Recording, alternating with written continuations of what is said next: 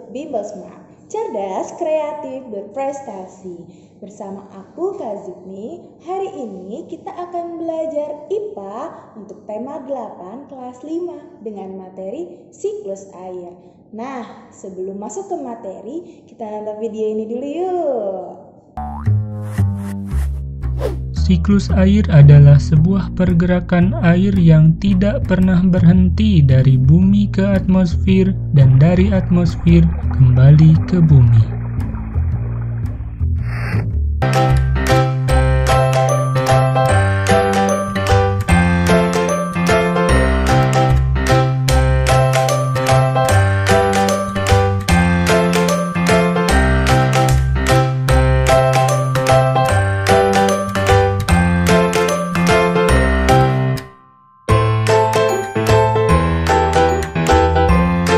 Oke, kalian sudah lihat kan video yang tadi? Jadi siklus air itu bisa berguna nih bagi kehidupan makhluk hidup. Nah, makhluk hidup itu bisa antara lain ada tumbuhan, manusia, dan hewan. Nah, kalau kegunaan air bagi manusia, ada yang tahu nggak? Oke, bener banget gitu. Jadi kegunaan air bagi manusia yang pertama untuk mandi, untuk minum, mencuci, masak. Terus bisa juga nih air itu digunakan sebagai pembangkit listrik. Jadi atau PLTA. PLTA itu singkatan dari pembangkit listrik tenaga air. Nah, terus kegunaan air selanjutnya bisa digunakan sebagai sarana olahraga. Olahraganya misalkan arum jeram, terus ski air, terus seluncur, berenang, dan lain sebagainya.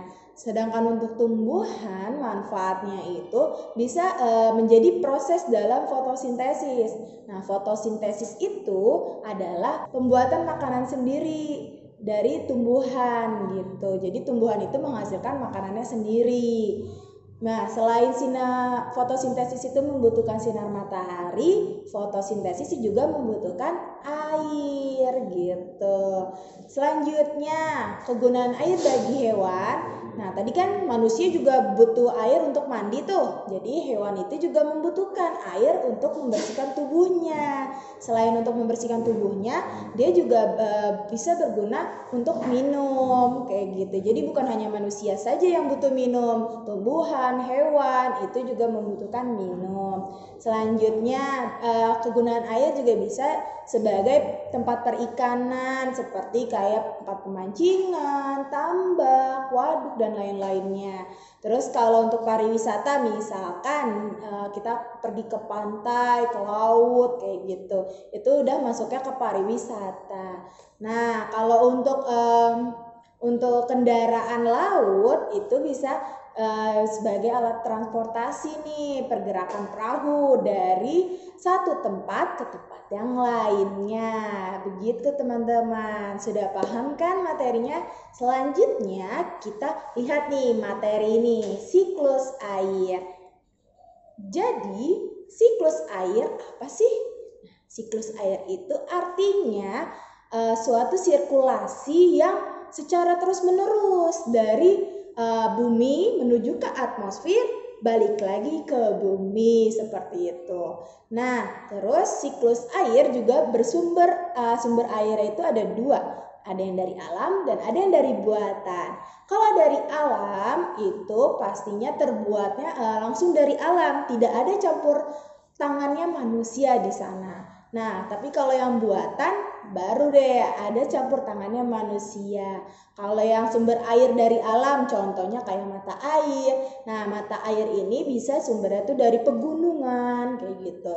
Terus ada juga sungai, ada danau, dan ada laut. Nah, kalau yang buatan itu seperti sumur bor, sumur pompa, dan air PDAM atau perusahaan daerah air minum. Nah, bisa kita lihat nih gambar siklus air. Jadi tahapannya pembuatannya itu dari evaporasi dulu. Nah, evaporasi itu adalah air laut yang menguap karena panasnya sinar matahari. Nah, itu yang disebutnya namanya evaporasi. Nah, tadi udah menguap, baru dia menjadikan kumpulan-kumpulan yang membentuk awan. Jadi awan itu terbentuk dari butiran-butiran air, uap air yang tadi gitu. Dan itu namanya kondensasi. Nah, terus setelah itu awan itu tertiup angin nih ke daratan. Nah, terus awan ini sudah tidak dapat menampung lagi. Barulah terjadinya yang namanya hujan atau yang namanya presipitasi gitu. Jadi air yang turun dari atmosfer turun ke bumi atau hujan. Selanjutnya tadi udah turun ke bumi nih.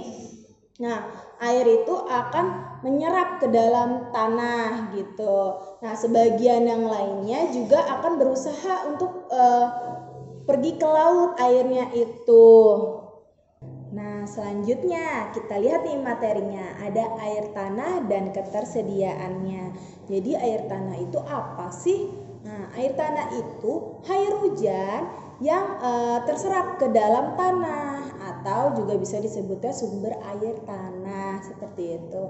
Nah, terus air tanah ini juga bisa rusak loh. Jadi kegiatan yang dapat merusak air tanah itu yang pertama karena penebangan pohon secara liar dan menjadi gundul. Jadi kalau misalkan udah banyak pohon-pohon terus akhirnya banyak ditebang, digundulkan itu hutannya, bisa merusak air tanah gitu. Terus bisa juga menyebabkan bencana banjir. Terus selain penggundulan tanah atau penebangan pohon secara liar juga penyebabnya itu karena penutupan permukaan tanah dengan beton atau aspal. Jadi tahu kan kenapa sih di Jakarta atau di daerah ini kita Indonesia lebih sering kena banjir gitu?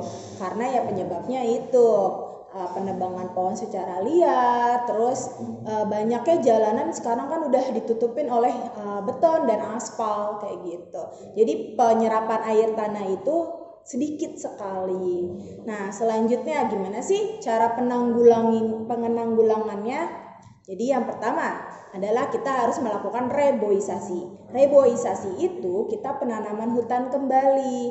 Jadi misalkan udah gundul, kita coba tanam lagi yang baru kayak gitu. Terus yang kedua, menanam lahan kosong yang ada di sekitar rumah kita. Jadi misalkan nih halaman kita udah kosong nih, masih kosong gitu kan. Kita bisa nih tanemin yang namanya tumbuh-tumbuhan seperti tanaman dapur atau tanaman obat-obatan, kayak contohnya bisa nanam jahe, kunyit, terus serai, daun pandan dan lain sebagainya. Terus selanjutnya bisa penanggulangan yang ketiga itu membiarkan lahan terbuka. Jadi misalkan ada lahan udah kosong nih, janganlah kita bangun yang namanya gedung, perumahan dan lain-lainnya. Jadi kalau lahan kosong ya sudah, jangan kebanyakan membangun gedung-gedung tinggi gitu. Terus kita yang keempatnya membuat biopori. Jadi biopori itu apa sih? Bio itu kan hidup, pori itu lubang. Bisa kita lihat contohnya di sini. Dan biopori itu jadi lubang yang diisikan dengan pipa, terus dalam pipa itu kita isi sampah organik gitu. Nah, fungsi dari biopori ini adalah bisa sebagai kompos, terus bisa menyuburkan tanah juga gitu. Terus selanjutnya, penanggulangan selanjutnya itu kita harus membuang sampah pada tempatnya. Pasti kalian sudah terapkan dong ini ya kan? Kalau membuang sampah itu harus pada tempatnya, jangan sembarangan lagi ya. Nah, selanjutnya penanggulangannya yang lain itu meminimalisi penggunaan bahan kimia. Misalkan kayak kita menggunakan styrofoam, terus plastik seperti itu. Jadi kita harus mengurangi. Sekarang udah banyak ya, kalau ke supermarket atau ke pasar bisa tuh kita gunakan yang namanya tote bag atau tas yang terbuat dari kain, jangan yang dari plastik gitu. Kita harus mengurangi plastik itu. Oke, selanjutnya cara menghadapi bencana kekeringan. Yang pertama, efisien dalam menggunakan air. Jadi maksudnya gimana nih efisien dalam menggunakan air? Jadi kalau misalkan kita nih habis menyalakan keran, udah nggak kepake lagi nih ya kerannya, udah nggak butuh air lagi, kita bisa tuh mematikan kerannya itu. Terus yang kedua, sistem bergilir. Yang ketiga, bisa pembangunan waduk. Dan yang keempat, kita memprioritaskan penggunaan air. Misalkan lebih butuh untuk masak, ya udah kita memprioritaskan untuk memasak, untuk mandi, oke ada kita pakai air untuk mandi kayak gitu. Jangan air itu cuma dibuang-buang kayak begitu. Selanjutnya kita lihat nih materinya, ada persyaratan air bersih. Jadi kalau kita mau mandi, minum, makan dan lain-lain sebagainya membutuhkan air, kita harus menggunakan air yang bersih. Jangan sampai kita menggunakan air yang kotor.